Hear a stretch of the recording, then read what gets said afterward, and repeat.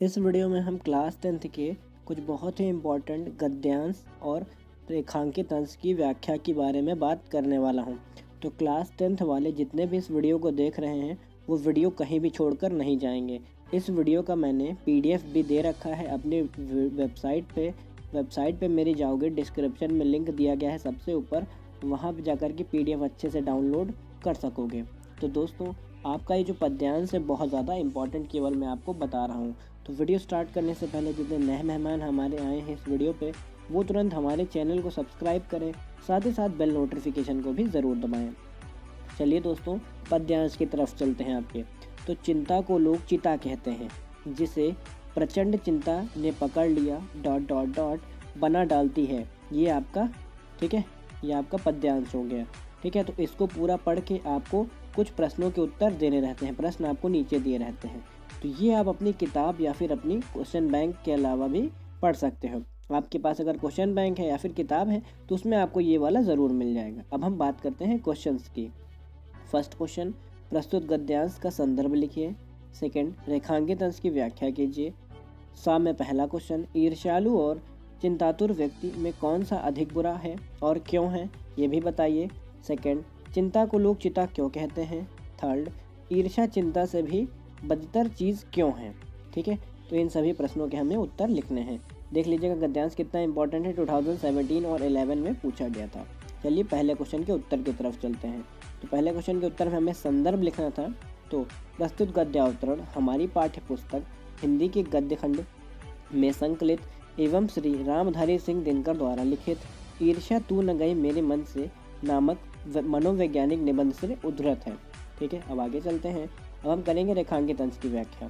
ठीक है, तो हेडिंग डाल देते हैं रेखांकित अंश की व्याख्या। तो लेखक कहता है कि लोग चिंता को चिता के समान जलाने वाली कहते हैं। चिंता तो मृतदेह को जलाती है, परंतु चिंता जीवित व्यक्ति को ही जला देती है।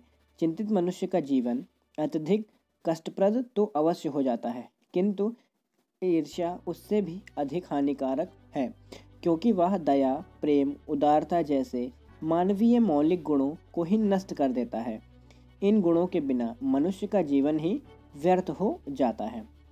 ठीक है दोस्तों, यहाँ तक कि आपको लिखना है। ठीक है, अब हम प्रश्नों के उत्तर लिखते हैं। पहला, चिंताग्रस्त व्यक्ति का जीवन खराब हो जाता है, लेकिन ईर्ष्यालु व्यक्ति उससे भी अधिक बुरा होता है, क्योंकि ईर्ष्या तो व्यक्ति के मौलिक गुणों को ही समाप्त कर देती है। सेकंड, चिंता को लोग चिता इसलिए कहते हैं क्योंकि चिंता भी व्यक्ति को चिता के समान ही जला देती है। थर्ड, ईर्ष्या चिंता से भी बदतर चीज़ इसलिए है क्योंकि यह मनुष्य के मौलिक गुणों को ही कुंठित कर देती है। तो ये पूरा गद्यांश हमने दोस्तों कंप्लीट कर लिया है। ठीक है, आपको ये 6 नंबर का मिल जाएगा हाई स्कूल की परीक्षा में। चलिए दोस्तों, नेक्स्ट गद्यांश की तरफ हम चलते हैं। नेक्स्ट गद्यांश है आपका, ईर्ष्या का काम जलाना है, मगर सबसे पहले वह उसको जलाती है जिसके हृदय में उसका जन्म होता है। ... करके आपका मतलब भर का दिया गया है। अपव्य नहीं करते तो आज इनका स्थान कहाँ होता, 2012 एंड 15 में पूछा गया था। तो ये गद्यांश आप अपनी क्वेश्चन बैंक या फिर अपनी किताब में भी देख सकते हो, या फिर मैंने PDF दे दिया है डिस्क्रिप्शन में सबसे ऊपर जाकर के, उसमें भी देख सकते हो। फर्स्ट क्वेश्चन, प्रस्तुत गद्यांश का संदर्भ लिखिए। सेकेंड, रेखांकित अंश की व्याख्या कीजिए। थर्ड, ईर्ष्या का क्या काम है, वह सबसे पहले किसे जलाते हैं, 2015 एंड 12 में पूछा गया था। चलिए नेक्स्ट क्वेश्चन की तरफ चलते हैं। तो हमें सबसे पहले लिखना है संदर्भ। तो संदर्भ में लिखेंगे, प्रस्तुत गद्यावतरण हमारी पाठ्यपुस्तक हिंदी के गद्य खंड में संकलित एवं श्री रामधारी सिंह दिनकर द्वारा लिखित ईर्ष्या तू न गई मेरे मन से मनोवैज्ञानिक पाठ से उद्धृत है। ठीक है, अब हम लिखेंगे रेखांकित अंश की व्याख्या। ठीक है, तो लेखक का कथन है कि ईर्ष्यालु व्यक्ति किसी सुनने वाले से मिलने ही ग्रामोफोन के रिकॉर्ड की भांति बजने लगते हैं और किसी अन्य के प्रति अपने हृदय की ईर्ष्या के गुबार को निकालना शुरू कर देते हैं। बड़ी चतुरता के साथ वे अपनी कथा को विभिन्न अध्यायों में विभक्त कर प्रत्येक अध्याय की कथा को इस प्रकार सुनाते हैं मानो वह यह कार्य विश्व कल्याण की भावना से कर रहे हों और इसके अतिरिक्त उनका कोई अन्य उद्देश्य ही ना हो। ठीक है, तो ये हमें इनका रेखांकित अंश की व्याख्या करनी है। चलिए आगे चलते हैं। अब हम द्वितीय रेखांकित अंश की व्याख्या करेंगे, यानी कि इसमें 2 रेखांकित अंश की व्याख्या देनी है हमें। ठीक है, तो लेखक ने ऐसे व्यक्तियों को दयनीय समझते हुए कहा है कि ऐसे व्यक्तियों पर ध्यान दें और उनके संदर्भ में यह निष्कर्ष निकालने का प्रयत्न करें कि जब से उन्होंने ईर्ष्या में जलना प्रारंभ किया है तब से वे स्वयं कितना आगे बढ़े हैं।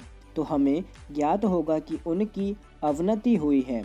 यदि वे निंदा कार्य में समय नष्ट न करके स्वयं उन्नति के मार्ग पर बढ़ते तो निश्चित ही प्रगति कर गए होते। लेखक का मत है कि ऐसे लोग अपनी शक्ति का अपव्यय कर अपनी ही हानि करते हैं। बिल्कुल सही बात यहाँ पे लिखी हुई है। नेक्स्ट क्वेश्चन का उत्तर है, ईर्ष्या का काम है जलाना। ईर्ष्या सबसे पहले उस व्यक्ति को जलाती है जिसके हृदय में उसका जन्म होता है। ईर्ष्यालु व्यक्ति किसी सुनने वाले से मिलते हैं और जिस व्यक्ति से वह ईर्ष्या करता है उसकी किसी अच्छी बात की बुराई के दृष्टिकोण से विस्तार पूर्वक सुनाने लगता है। ठीक है, तो यहाँ तक कि जो मैंने आपको बताया है प्रश्न सभी कंप्लीट हो गए हैं, गद्यांश आपके दोनों कंप्लीट हो गए हैं। तो आप एक छोटा सा काम कर लीजिए, पीडीएफ मैंने डिस्क्रिप्शन में सबसे ऊपर वाले लिंक में दे रखा है, जाकर के तुरंत डाउनलोड कर लीजिएगा दोस्तों। तो मैं उम्मीद करता हूँ कि आपको हमारा ये वीडियो पसंद आया होगा। वीडियो अगर पसंद आया तो वीडियो को प्लीज़ लाइक कीजिएगा, और अगर आपने अभी तक वीडियो को शेयर नहीं किया है अपने व्हाट्सएप में, अपने दोस्तों को, अपने व्हाट्सएप में फ्रेंड्स ग्रुप में, तो प्लीज़ वीडियो को जल्दी से शेयर कर दीजिए ताकि आपके दोस्तों की भी हेल्प हो सके।